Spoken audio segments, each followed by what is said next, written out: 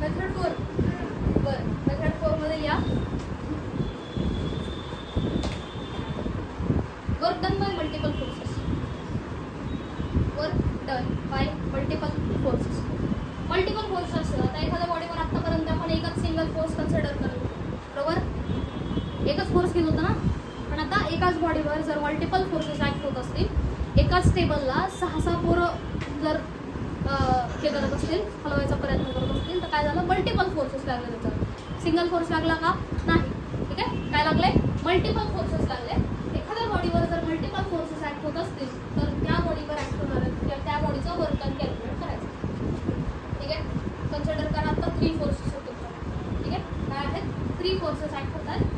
एक इकडे ठीक आहे अँगल आहे सपोज 30 डिग्री. ठीक आहे एक ऍक्ट होतोय 60 डिग्रीला. एक ऍक्ट होतोय सपोज 60 डिग्रीला आणि एक ऍक्ट होतोय सपोज 90. म्हणजे प्रत्येक फोर्सचा हा F1 आहे F2 F. ठीक आहे F1 F2. नेट फोर्स काय येणार आहे. Net force will be equal to F1 plus F2 plus बरोबर बरोबर.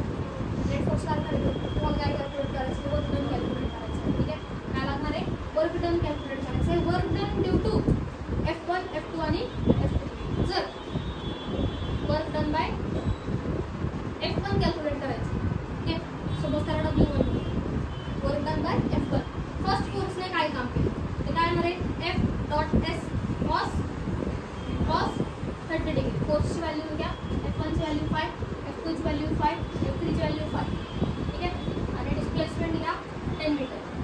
ठीक आहे डिस्प्लेसमेंट किती आहे व्हॅल्यू पुट करा किती आलं ते Fs cos 30 म्हणजे किती आलं इज इक्वल टू F ची व्हॅल्यू 5 याची व्हॅल्यू 10 आणि cos θ ची व्हॅल्यू cos 30 ची व्हॅल्यू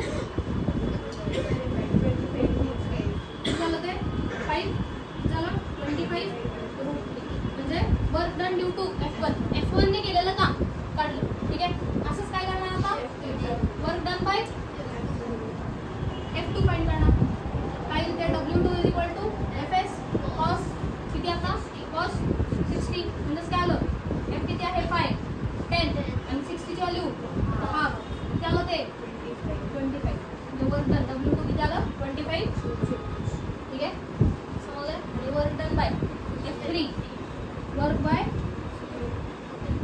F3 किती येणार ते W3 is equal to Fs cos 90 which is equal to 0. cos 90 ची व्हॅल्यू 0 म्हटल्यानंतर W3 त्याला 0.